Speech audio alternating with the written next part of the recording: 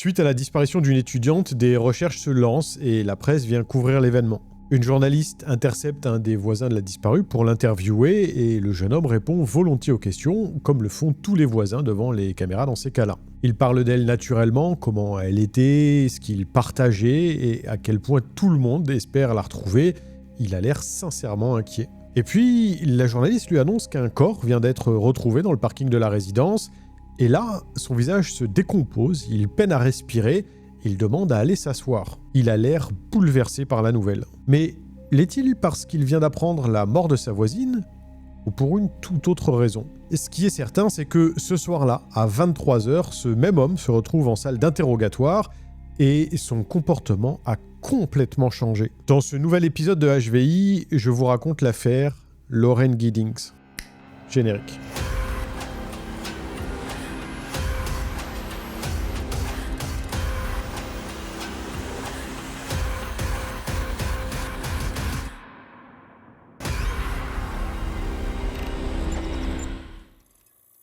Retrouvez dès aujourd'hui vos épisodes préférés de HVI en format podcast.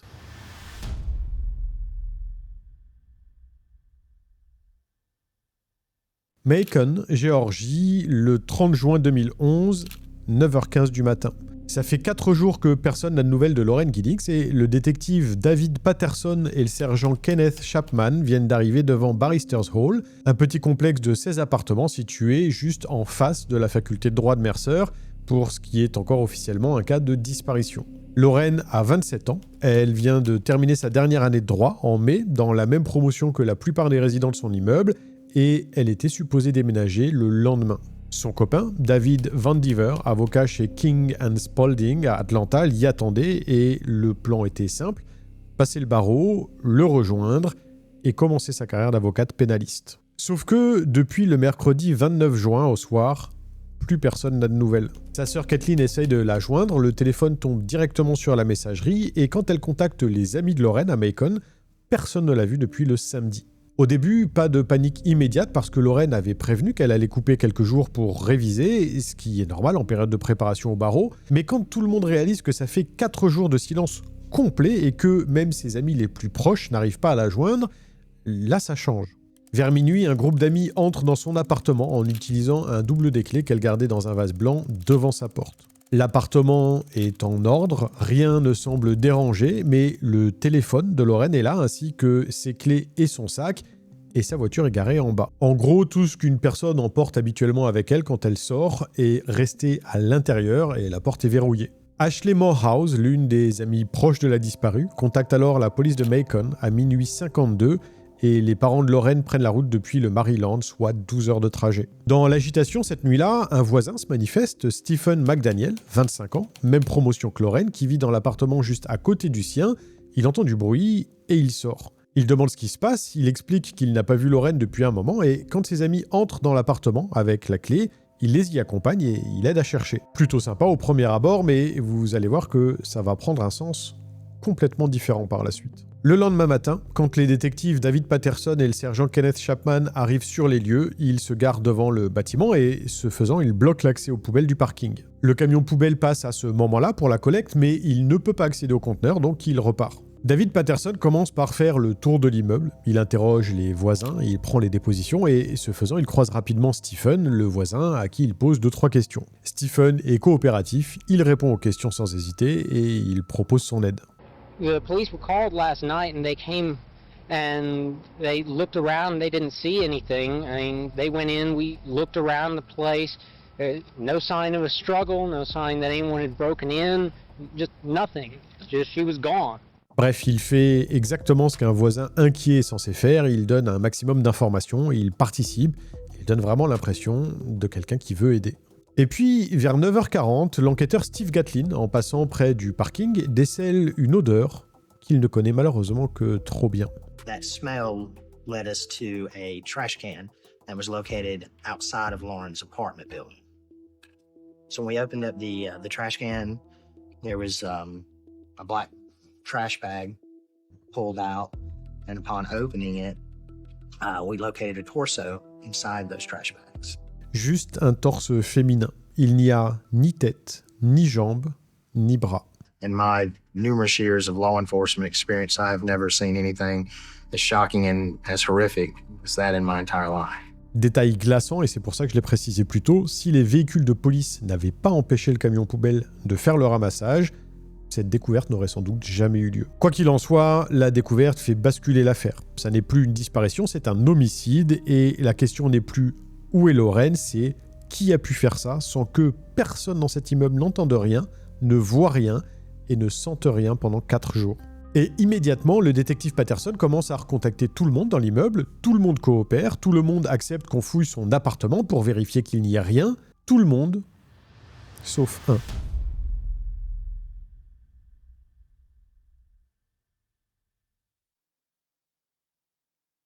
You've stated that you're willing to do anything to help me. If I can help, I will, but By helping me, I've asked everyone there, and everyone in the apartment complex has agreed, except you.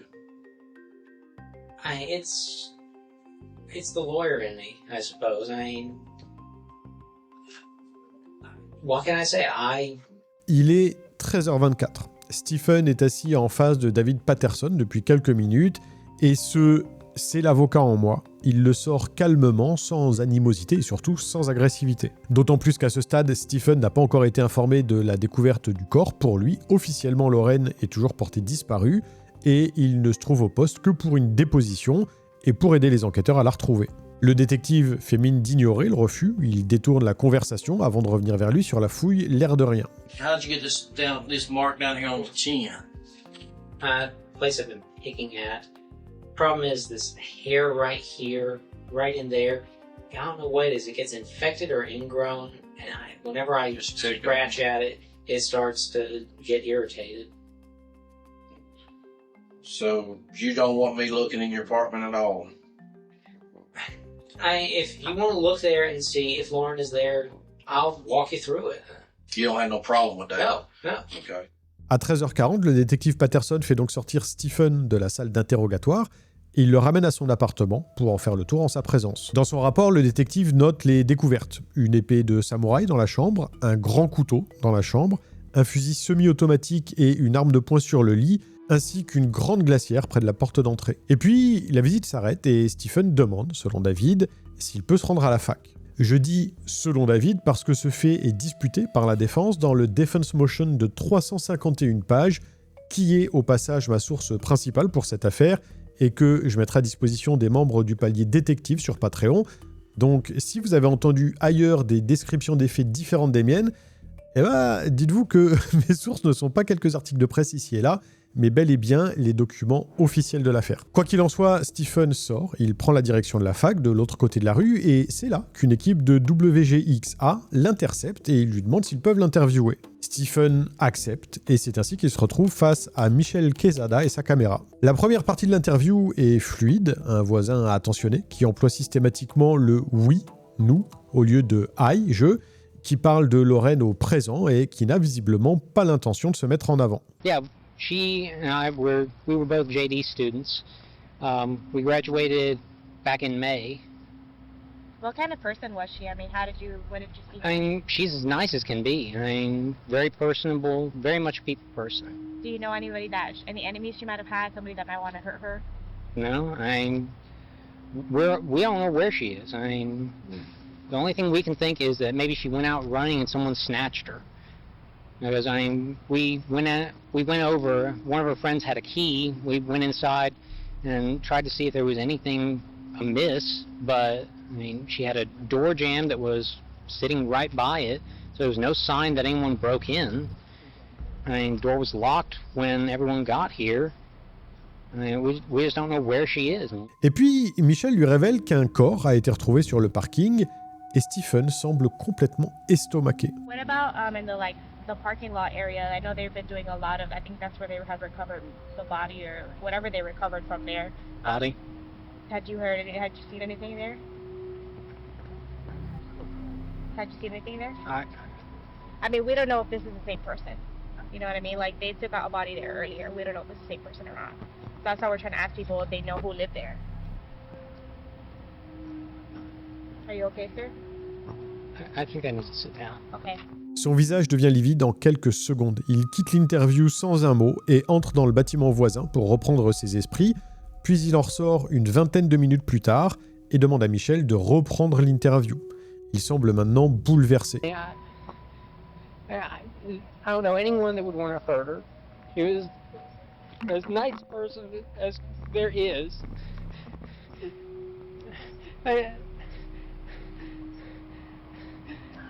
What's going on in your mind right now? Like, what are you thinking? Why would anyone do this? Didn't hear anything? No. I just heard something. Maybe I could have helped. Okay, don't worry. Do you want to sit down for a second? Get something to drink? Cette vidéo diffusée aux informations va être vue des millions de fois, mais à cet instant, la plupart des gens qui la voient pensent que c'est normal qu'ils assistent à un homme qui vient d'apprendre la mort tragique d'une voisine, d'une amie. Le détective Patterson le récupère à la sortie de l'interview et il lui tend une nouvelle fois le formulaire de consentement pour fouiller plus en profondeur son appartement, mais Stephen ne prononce pas le moindre mot et il refuse de signer. Alors le détective fait monter le jeune homme dans le Mobile Command Center garé devant l'immeuble, où Stephen reste pendant 9 heures sous surveillance policière constante, sans qu'il soit officiellement placé en état d'arrestation, ce que la défense essaiera d'ailleurs d'utiliser plus tard pour démontrer que les policiers n'ont pas agi selon les cadres de loi. La seule fois où il est autorisé à quitter le Mobile Center, c'est à 15h20 quand des équipes cynophiles avec des chiens spécialisés dans la détection de cadavres sont conduits dans son appartement. On lui demande son consentement et il accepte, mais il exprime une inquiétude très précise. Il a peut-être marché dans quelque chose dehors, il a peut-être ramené quelque chose chez lui sans le savoir. Un détail qu'il mentionne spontanément, parce qu'à ce stade, personne ne lui a demandé d'expliquer pourquoi les chiens pourraient détecter des odeurs de cadavres chez lui. Et effectivement, les chiens marquent 2 endroits dans son appartement, dans la salle de bain et la chambre, ainsi que la buanderie de l'immeuble, un local commun où les étudiants ont des machines à laver à leur disposition. Stephen est reconduit dans le Mobile Center et il y reste jusqu'à 22h45, heure à laquelle il est ramené au poste et placé en salle d'interrogatoire. L'interrogatoire commence à 23h et son comportement va changer du tout au tout.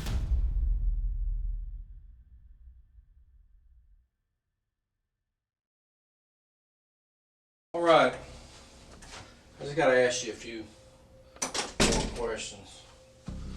You came down earlier tonight, me and you talked, all right. You don't have any weapons on you, do you? No. That's just you are. What's wrong? You know I'm Detective Patterson, right? Yes. Do you remember? Put your hands up here. You remember us talking Yes. earlier tonight, right? Yes. You remember me earlier in the day? Yes. When we came down here and talked a little bit and then we left? Yes. Okay. I need to know about this girl right here. You know her? Yes. Who is that? Lauren Giddings. Does she live next door to you? Yes. When's the last time you seen her? 2 or 3 weeks ago. Si vous avez regardé attentivement cette séquence, vous avez dû remarquer que, bien que les réponses de Stephen soient correctes, il a un ton monocorde, presque mécanique, et surtout qu'il ne regarde pas le détective, il fixe son attention sur la photo. Ce comportement, selon les personnes présentes ce soir-là, avait déjà commencé dans le véhicule qu'il ramenait au poste, et ce n'est pas vraiment l'attitude de quelqu'un qui se décompose en entrant dans une salle d'interrogatoire, c'est celle de quelqu'un qui gère, qui fixe la photo plutôt que le détective, pour éviter la confrontation directe, pour rester dans le factuel, hors d'atteinte. Le détective Patterson s'en rend compte et il tente de le déstabiliser. Was you friends with Lauren? Yes. Look at me when you talk to me, son. Okay? Was you friends with her? Yes. Close friends?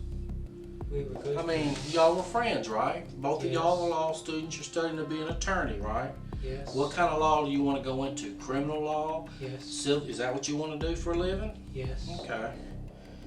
Are you almost finished? Yes. Okay. So you don't have too much more to do, right? No. All right. Depuis que David Patterson lui a demandé de le regarder, Stephen n'a pas détourné le regard une seule fois, c'est à peine s'il a cligné des yeux. Comme s'il avait compris l'intention du détective et qu'il avait décidé de relever le défi de la confrontation. Et il gardera cette exacte position, dos droit, main sur la table, les yeux dans les yeux avec le détective Patterson pendant toute la nuit. En revanche, s'il répondait avec des phrases normales au début, il commence à ne répondre presque plus que par des oui, non ou je ne sais pas. Look, just tell me what happened, brother. I don't know. Well, where's she at? I need you. I'm asking you for your help. I'm a detective, and I'm asking you for your help. Okay? I'm asking you for help. I need your help. Can you help me? I don't know. You don't know if you can help me? Yes. I need your help. Help me out. Tell me what to do. Has anybody asked you for help today? I'm asking you as a friend for help. Can you help me? I don't know. Le détective Patterson vient de répéter « J'ai besoin de ton aide » plus de 10 fois en moins d'une minute, une technique classique qui permet soit de baisser la garde du suspect en faisant appel à son empathie, soit en créant un sentiment d'obligation morale, soit en énervant son interlocuteur, mais ça n'a pas le moindre effet. Stephen ne s'énerve pas, ne semble pas gêné et il continue inlassablement de répondre « Je ne sais pas » avec toujours le même ton monocorde et sans jamais briser le contact visuel. Pendant 20 minutes, l'enquêteur tente d'abord différents sujets, la vie sentimentale de Stephen, ses études, sa famille, sa voiture, mais Stephen reste dans son rôle. Alors, David Patterson change de registre et il commence à devenir un petit peu plus véhément. You don't know.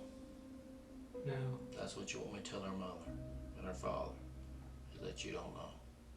I don't know. Not that you're sorry that she's missing. Not that you've been trying to help me all day find her, but you just wanted me to tell her I don't know. I don't know. Are where you a she sorry is. piece of shit that you want me to tell her that?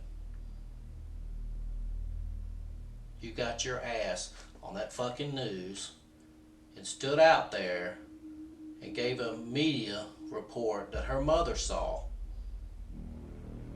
about her missing daughter. And you want me to sit there and tell him that you don't know? Is that what you want me to tell him? Because you're all over the news. You sure stood out there and ran your mouth to the news media. But now you're going to get out here and you don't fucking know. You know. You're just a sorry piece of shit that don't give a fuck. Right? No. Well, why'd you tell the media everything? Do you need to see what you told the media today? It was on the 11 o'clock news. Well, I'm asking you. Tell me. I want to know. I don't know where she is. That ain't what you told the media. You didn't stand in front of that camera and say, I don't know. I don't know. I don't know.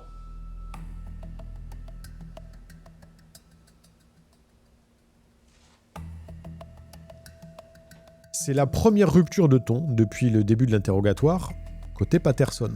20 minutes de calme, de patience, de tactique, et là, il commence à perdre patience parce que la contradiction est trop flagrante. Ce matin, Stephen pleurait devant les caméras, il parlait de Lorraine au présent, il racontait en long, en large et en travers comment lui et ses amis avaient cherché chez elle, comment ils avaient prévenu les autorités, et là, dans cette salle, il répond « je ne sais pas » à presque toutes les questions. Mais le détective n'est pas dupe et il le fait savoir à Stephen.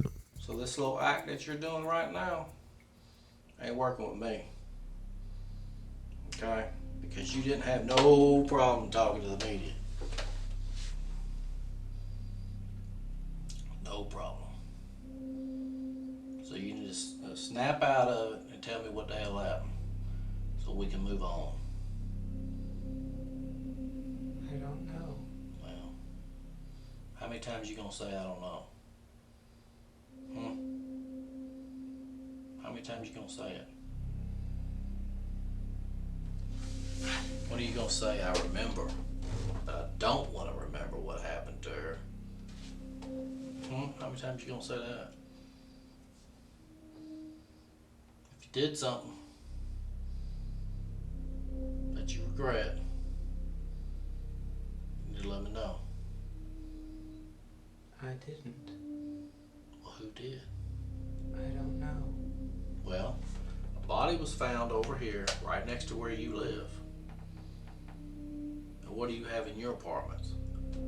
A lot of knives. A lot of guns. Right? Yes.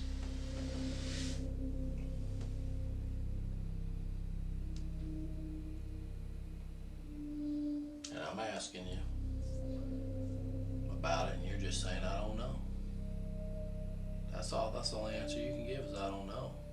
Malgré tous ses efforts, David Patterson ne parvient pas à soutirer la moindre confession, le moindre aveu ou même le moindre tout petit élément exploitable. Le bras de fer entre Stephen et lui est réel et voyant qu'il n'arrive pas à ses fins, le détective commence à perdre patience. How many interviews did you give? 3? I don't know. Well, you gave like 3. Do you think that was the proper thing to do when a mother's looking for her child? They asked me what happened. And what did you tell them? What did you tell them? That Lauren was missing. Okay. What else did you tell them? That we had gone looking for her. Okay. And what? And that we hadn't found her. And what else did they ask you? I don't remember. Why don't you remember? I don't. You're telling me that you went through law school. Well, you went through college first, right? Did you graduate from college? Yes. And now you're in law school. Did you graduate from law school? Yes. But you don't fucking remember what they asked you this afternoon? No. Huh? You just don't fucking believe that shit. Don't say back yet. What's up, buddy? En voyant qu'il commence à fatiguer, Sean Bridger, un autre détective, vient et prend le relais. Il revient sur les armes et sur la raison pour laquelle Stephen en a autant, sur la relation qu'il entretenait avec Lauren, sur la dernière fois où il l'a vue, mais en face de lui, Stephen garde son masque et il répond toujours le plus brièvement possible, toujours exactement sur le même ton. You know, I get the sense that there's something weighing heavy on your heart right now, and it's breaking you down. And you feel bad about it. I can tell you haven't slept much, have you, in the last few days, have you? No. Like something's weighing on your mind, ain't it? We were looking for Lauren. You started looking for Lauren yesterday, Yes. but you haven't slept in several days, have you? Yes. You have? Yes. Earlier when I talked to you, you said you hadn't slept in days, that this morning was the first time you was able to get any sleep, was this morning, for a little bit. No. Yes, that's what you said. Et dans la foulée, alors qu'il s'était assis de l'autre côté de la table, face à Stephen, il se rapproche et il s'installe juste à côté de lui en lui montrant la photo de Lauren et il lui demande, presque sur le ton de la confidence, la vraie question. This pretty little girl right here, your neighbor, she's missing. I know. You went looking for her last night. Yes. Did you hurt Lauren? No. Stephen, did you hurt Lauren? No. I know this is hard for you to tell it, but it's weighing on you right now, ain't it, Stephen? I didn't do it. Mais Stephen McDaniel ne vacille toujours pas. Le détective Patterson revient dans la salle d'interrogatoire et le détective Bridger revient sur une confidence que Stephen lui a faite un petit peu plus tôt dans la journée. Une confidence qui peut sembler insignifiante, mais qui va être un des éléments les plus importants de cette affaire. You gotta be killing me, Stephen. Stephen, So, Stephen, listen to me. We're real people, and we're here to talk to you. I like to think that we're friends, okay? Friends communicate back and forth. The only thing you said is yes or no, and I don't know, okay? It makes me feel like you're treating me like you don't like me, and I feel like I've looked out for you today. Everything you said you wanted, I've given you. I've tried to give you food several times. You know, I feel like we talked. You told me about how you like to look at porn on the internet. You expressed to me that you're a virgin, correct? Yes. I mean, that's the kind of stuff you tell friends. You know what I'm saying? Right? Yes. La stratégie du détective Bridger n'a pas permis d'obtenir de confession non plus, mais pendant que Stephen tient son rôle dans cette salle d'interrogatoire, les enquêteurs sont sur le point d'obtenir un mandat de perquisition pour non seulement fouiller de fond en comble son appartement, mais aussi pour effectuer des prélèvements sur Stephen, ADN, cheveux, ongles, etc. Et le détective Patterson le sait, ce n'est qu'une question de temps maintenant, il le dit d'ailleurs à Stephen sans détour. You thought you were smarter than everybody else, but you're not. You're not. The sad thing about it is you probably could have made something with your life. But you chose a different route because one, you don't have a girlfriend, and two, you're never going to get a girlfriend. I don't know what you want me to say. Don't you say nothing. You're fucked either way. Thought you were smarter than everybody. But you fucked up. You fucked up. Somebody always leaves something at a crime scene. You fucked up. Quand il prononce ces mots, le détective ne le sait pas encore, mais il a raison. La perquisition va leur donner tout ce dont ils avaient besoin pour pouvoir arrêter Stephen.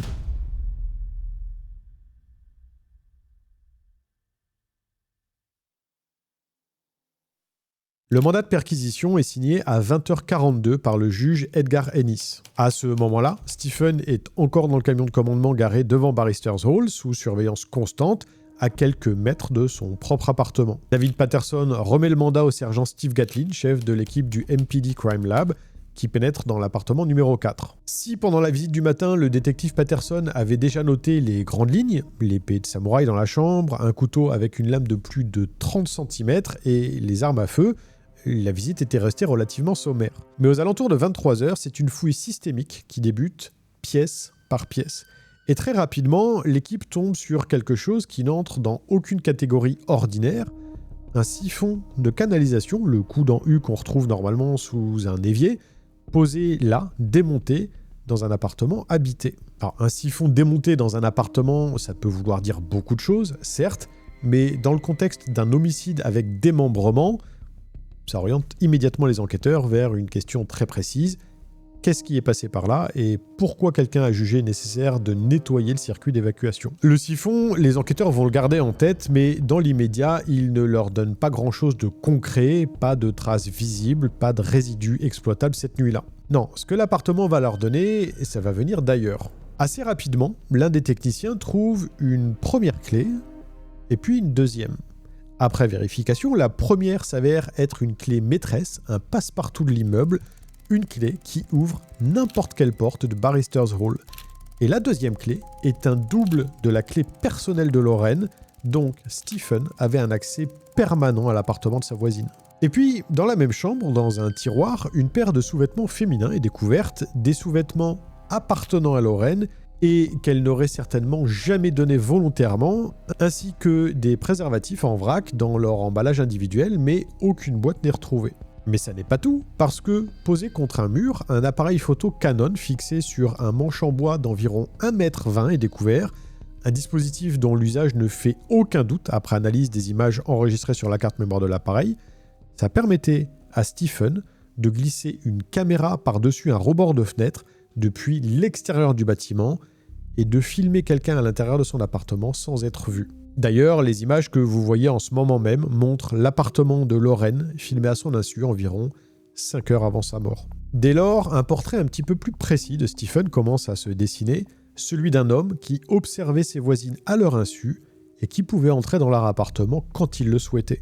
Mais les enquêteurs ne sont pas au bout de leur surprise. Dans les affaires de Stephen, ils découvrent un ticket de caisse d'un supermarché Walmart daté du 23 juin, soit 3 jours avant la mort de Lauren. Ils obtiennent immédiatement les images de vidéosurveillance pour voir ce qu'il y faisait et ces dernières confirment que Stephen s'est rendu dans le magasin ce jour-là et qu'il a passé un long moment à examiner des encres de bateau alors qu'il ne possède pas de bateau.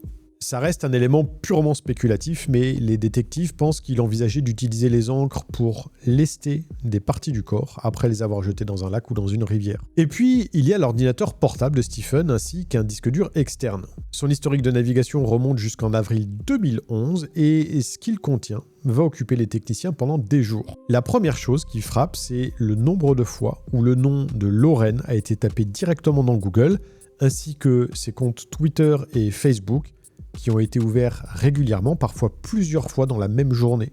Pas comme si on vérifiait par curiosité si quelqu'un a posté quelque chose, non, comme si on surveillait la personne. Il y a aussi d'autres recherches Google plus précises, comme comment entrer par effraction dans un appartement équipé d'un bloc-porte. Et l'historique de Stephen comporte des échanges avec d'anciens camarades de la fac, des discussions formulées comme des exercices théoriques, comment planifier un crime parfait, comment ne pas laisser de traces, comment faire disparaître un corps. 2 jours après l'arrestation de Stephen, le 2 juillet, des enquêteurs entrent dans le placard de maintenance de la buanderie que les chiens avaient marqué et ils trouvent une scie à métaux accrochée au mur, une Stanley Hacksaw, qui, après analyse par la police scientifique, comporte des traces de sang humain. Et 3 semaines plus tard, lors d'une perquisition supplémentaire dans l'appartement de Stephen, ils trouvent dans le meuble de sa salle de bain l'emballage vide du même modèle de scie. Il avait pensé à planquer l'outil dans le local commun, mais pas à se débarrasser de la boîte. Les techniciens utilisent également du luminol dans l'appartement de Stephen, un produit chimique qui réagit au contact du sang en émettant une luminescence bleue dans l'obscurité, même sur des surfaces nettoyées et même des semaines après les faits. Mais aucune trace de sang n'est découverte chez Stephen. En revanche, dans l'appartement de Lauren, c'est une autre histoire. Dans sa salle de bain, le luminol illumine tout autour du drain de la baignoire et sur les murs jusqu'à une hauteur d'environ 1,20 m. Le démembrement ne s'est donc pas passé chez Stephen, il s'est passé chez Lauren dans sa propre salle de bain. Et pendant tout ça, Stephen est toujours en salle d'interrogatoire. J'imagine que maintenant que vous repensez à son comportement, à ses réponses, vous avez une perspective un petit peu différente. Mais voilà le problème, malgré tout ce que les enquêteurs viennent de trouver dans l'appartement, rien ne leur permet encore de l'inculper formellement pour le meurtre de Lauren. Les clés, la caméra, l'historique internet, le luminol dans l'appartement de la victime, c'est accablant en apparence, mais ça n'est pas suffisant pour une arrestation pour meurtre. Ce qui va faire basculer la nuit, c'est autre chose. Vous vous souvenez du passage de l'interrogatoire où il est fait mention du fait que Stephen soit amateur de porno sur internet, mais aussi, et surtout, vierge? Eh bien, vers 1h du matin, quand le détective David Patterson sort de la salle d'interrogatoire, le lieutenant Carl Fletcher et le détective Stokes prennent le relais. Après plusieurs heures, le lieutenant Fletcher commence à poser des questions sur des cambriolages survenus dans l'immeuble entre fin 2008 et début 2009, et au cours desquels des préservatifs avaient disparu. Il indique à Stephen qu'on a justement retrouvé plusieurs préservatifs dans son appartement, en vrac, sans boîte, et lui pose la question sans détour. Pourquoi est-ce qu'un homme qui a déclaré être vierge et ne pas vouloir avoir de relations sexuelles avant le mariage aurait-il besoin de préservatif? Pensant certainement que ça n'a pas de rapport et que ça n'implique rien, pensant qu'il a toujours l'avantage, Stephen avoue, oui, il les a effectivement volés, 2 chez sa sœur et les autres dans des appartements de l'immeuble. Il vient de s'accuser lui-même de cambriolage. Dans la législation de l'État de Géorgie, c'est suffisant pour le placer en détention immédiate sans avoir besoin de prouver quoi que ce soit d'autre pour l'instant. Alors, à 5h du matin le 1er juillet 2011, le lieutenant Fletcher lie à Stephen ses droits Miranda et il le place en état d'arrestation. Il sera inculpé de meurtre peu après et placé en détention sans possibilité de libération contre le paiement d'une caution. Il va rester derrière les barreaux presque 3 ans avant que l'affaire ne soit finalement tranchée. Pendant ce temps, ses avocats Floyd Bufford et Frank Hogue construisent sa défense. C'est le document de 351 pages dont on a parlé plus tôt dans la vidéo, qui conteste point par point la légalité des fouilles, la fiabilité des charnifleurs, les conditions de l'interrogatoire, etc., etc. Malgré tout, le premier procureur compte requérir la peine de mort, mais en février 2013, la famille de Lauren Giddings intervient et demande à ce que la peine capitale soit retirée. Puisque c'est la famille de la victime qui en fait la demande, c'est accordé. Le procès de Stephen McDaniel est fixé au 28 avril 2014, mais une semaine avant le début de la sélection du jury, Stephen décide de plaider coupable pour meurtre avec préméditation devant le juge Howard Sims. Dans cette confession, Stephen décrit la nuit du 26 juin dans ses moindres détails. Il est entré dans l'appartement à 4h30 du matin, un masque sur le visage et des gants aux mains, en utilisant le passe-partout qu'il avait dérobé des mois plus tôt et en déjouant le bloc-porte que Lauren avait installé derrière sa porte. Elle s'est réveillée alors qu'il se tenait à côté de son lit, en train de la regarder dormir. Elle l'a reconnu, alors il aurait décidé de l'étrangler. Selon cette confession, la préméditation n'est pas claire, mais l'analyse des recherches sur son ordinateur ainsi que la vidéosurveillance du Walmart peut permettre d'avoir des doutes. En tout cas, c'est une surprise totale. Personne ne s'attendait à ce qu'il plaide coupable. Et il semblerait que s'il l'a fait, c'est entre autres dû à l'insistance de ses propres avocats qui ont été littéralement choqués par les révélations de leurs clients. Ce que vous allez voir, c'est une déclaration publique faite par son avocat Floyd Bufford à Stephen après l'audience. Up until the last couple of weeks of your case, I was strongly in your corner, but this computer evidence that came in from GDI, the fact that you peeping in this Giddings apartment, that was very important. But the basis of plea was that kind of evidence that came in, plus the graphic, specific, detailed confession that you made to Frank Hogue and I, which we were shocked about in the jail, and which you went into terrific detail about how you killed Lauren Giddings, how you went about decapitating her, carving up her body, how you even sat down and cut off every finger and thumb and appendage on her hands and threw them all in the toilet and flushed it at one time. And then combine that with the searches on the internet, the fact that you had done searches about having sex with dead people, things of that nature. All of that combined to a heavy evidentiary problem in your case. Et comme si ce n'était pas suffisant, les enquêteurs ont également retrouvé sur des clés USB à côté de son ordinateur des images pédopornographiques que son propre avocat a qualifiées comme les pires qu'il ait jamais vues en 33 ans de carrière. Stephen est condamné à la prison à perpétuité avec possibilité de libération conditionnelle à partir de 2041. De Lauren, il ne reste qu'un torse. La tête, les bras, les jambes ont été déposés dans une benne à ordures derrière la faculté de droit de l'autre côté de la rue et cette benne a été ramassée avant que l'enquête ne démarre. Ses restes n'ont jamais été retrouvés. Stephen a passé des années à étudier le droit, à apprendre comment le système fonctionne. Il pensait être plus malin que tout le monde.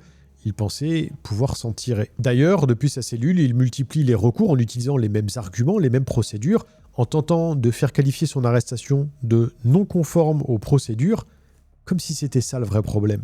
Alors qu'en réalité, c'est juste un pauvre type qui espionnait ses voisines à travers une fenêtre et qui s'introduisait chez elles la nuit parce que c'était la seule façon qu'il avait trouvé d'être proche de quelqu'un. À lundi prochain pour un nouvel épisode de HVI et en attendant, n'oubliez pas, Homo homini lupus est, l'homme est un loup pour l'homme. Salut.